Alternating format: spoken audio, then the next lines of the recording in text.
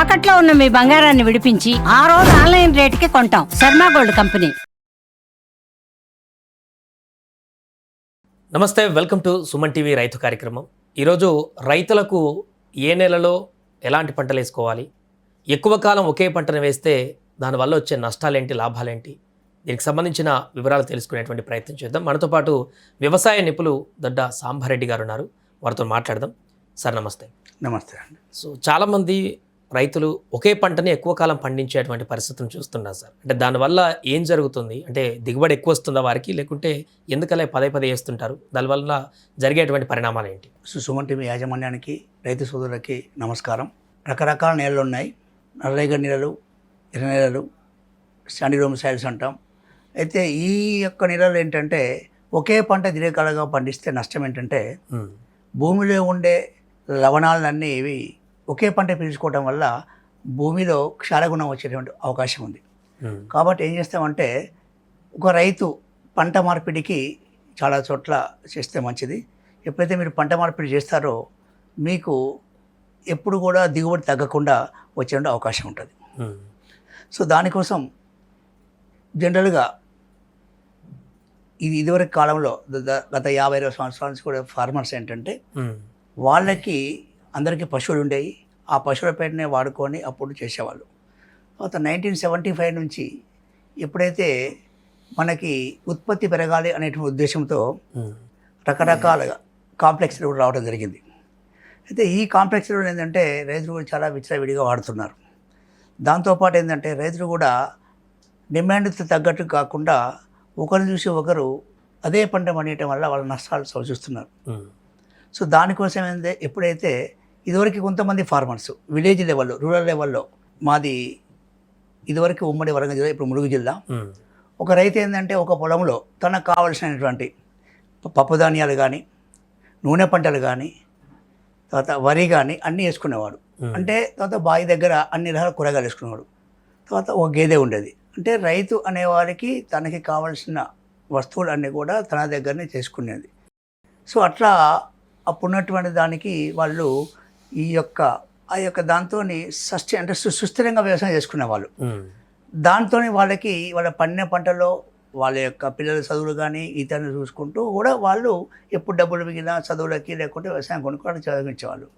అయితే పోను ఏమైందంటే ఎప్పుడైతే జనాభా పెరుగుతుందో మనకి యొక్క డిమాండ్ ఎక్కువ పెరిగింది. డిమాండ్ పెరగడం అప్పుడు ఏమైందంటే దాంతోపాటు కొన్ని ఆ పంటలు కనుమరుగైనాయి.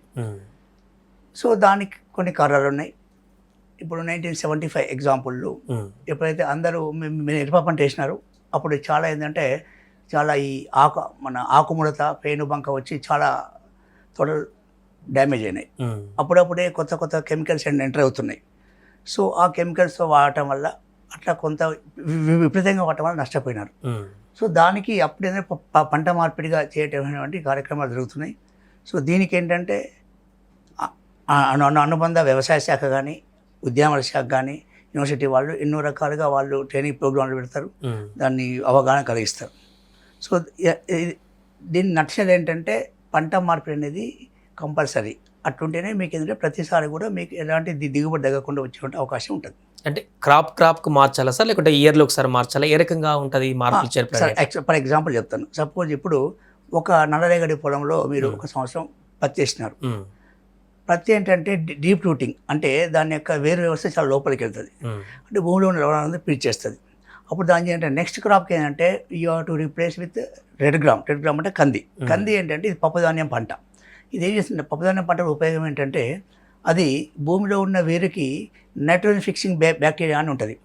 సో దానివల్ల నైట్రోజన్ ఫిక్స్ అయి ఉంటుంది. అప్పుడు రైతు నైట్రోజన్ అనే ఒక దాన్ని యూజ్ చేసిన తక్కువైతే భూమి సారవంతంగా ఉంటుంది. అట్లా ప్రతి పంటకి మార్చుకుంటే తను అనుకున్న దిగుబడి ఎప్పుడు తగ్గకుండా ఉంటుంది. అట్లనే డిఫరెంట్ క్రాప్స్ ఉంటాయి. డిఫరెంట్ ప్యాడీ ఉంది. ప్యాడీలో ఫస్ట్ ప్యాడీ వేసిన తర్వాత నెక్స్ట్ మన మినుము కానీ జనుము కానీ వేసుకుంటే కూడా ఇదే. అంటే ఆల్ లెగ్యుమినేసెస్ అంటే డైకాట్స్ అంటాం, అంటే ద్విదళ బీజాలు. అంటే ఏదైతే మన ఇట్లా తీస్తే 2 ఒక్కలుగా ఉండేవి, పెసలు, కందులు ఇవట్లా ఉన్నాయి. వీటిని వేసుకుంటే భూమి సారవంతం అవుతుంది దానివల్ల. అది ఇప్పుడు ఏం చేశారంటే దాదాపుగా ఎప్పటి నుంచో ఉంది. మన దగ్గర ఇప్పుడు ఆయిల్ పామ్ పంటలో కూడా ఈ యొక్క మల్టిపుల్ క్రాప్స్ రావడం వల్ల అది కూడా భూమిని సారవంతంగా చేస్తుంది. అంటే ఏ పంటనైనా వేయచ్చా సార్ రొటేషన్లో, లేకుంటే కొన్ని లిమిటెడ్గా ఏమన్నా ఉన్నాయా? అంటే సార్ జనరల్గా రైతులకు ఉపయోగ పంటలు వేసుకుంటే వాళ్ళకి లాభం, వాళ్ళకి ఇంకోటి ఇక్కడ ప్రాబ్లం వస్తుందంటే రైతులంతా కూడా ఎవరైనా ఒకరు వేస్తే అదే పంట. ఫర్ ఎగ్జాంపుల్ బీటీ కాటన్ ఉంది. బీటీ కాటన్ వాళ్ళకు ఫస్ట్ కంపెనీ వాళ్ళు ఏంటంటే దాని గురించి చాలా ప్రచారం చాలా బ్యాడ్గా అంటే అసలు మీరు బీటీ పత్తి వేసుకుంటే ఏమి కొట్టే పని లేదని చెప్పినారు. అది తప్పది. బీటీ కాటన్ అంటే ఏంటంటే మనకి దాని మీద పచ్చపురుగు అనేది వస్తుంది, ఇడియోతిస్, అది డ్యామేజ్ ఎక్కువ ఉంటుంది. దాన్ని మనం ఏం చేస్తామంటే సైంటిఫికల్గా ఏం చేస్తారంటే దాంట్లో మెసెంజర్ ఆర్ఎన్ఏలోకి వెళ్ళి ప్రోటీన్ ఎక్కిస్తారు.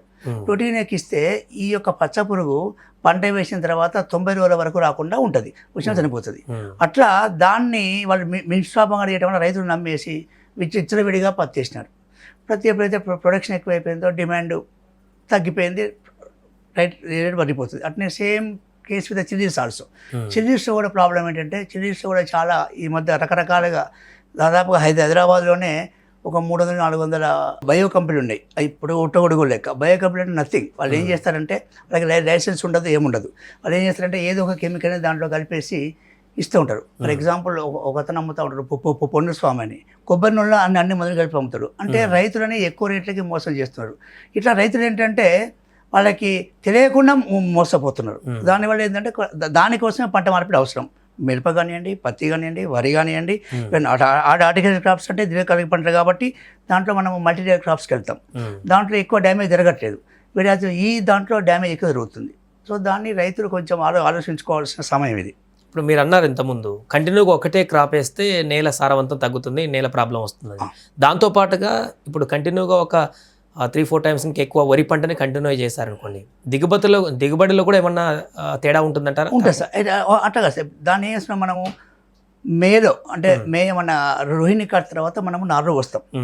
తర్వాత దానికి దాదాపు 120 days 150 days క్రాప్ వస్తుంది. దాన్ని ఇమీడియట్గా ఏంటంటే మళ్ళీ వరి వేయకుండా దానిలో మీ పప్పుదానాలు వేసుకుంటే మంచిది. అంటే మినుము కానీ జనుము కానీ వేసుకుంటే ఏంటంటే అది భూమి సారవంతం. అగైన్ మళ్ళీ ఖరీఫ్లో ప్యాడీ వేసుకోవచ్చు, అప్పుడు దిగుబడి తగ్గదు.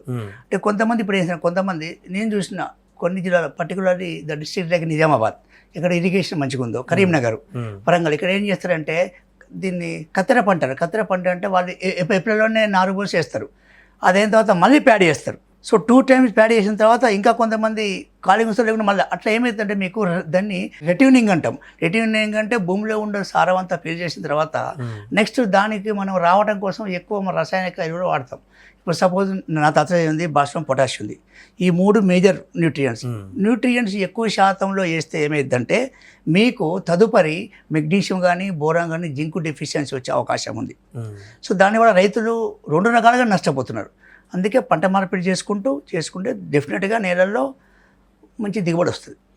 Right sir, thank you. అది పంట మార్పిడిలకు సంబంధించి ఖచ్చితంగా రైతులు పంట మార్పిడి చేస్తేనే ఆ యొక్క భూమికి సారవంతంగా ఉంటుంది, అదే రకంగా దిగుబడి కూడా పెరిగేటువంటి అవకాశం ఉందంటే చెప్తున్నారు. ఇంకేమైనా మీకు డౌట్లు, సందేహాలు ఉంటే వీడియో కింద కామెంట్ చేయండి. మరలా సార్ వచ్చినప్పుడు ఆ ప్రశ్నలను మనం మాట్లాడేటువంటి ప్రయత్నం చేద్దాం.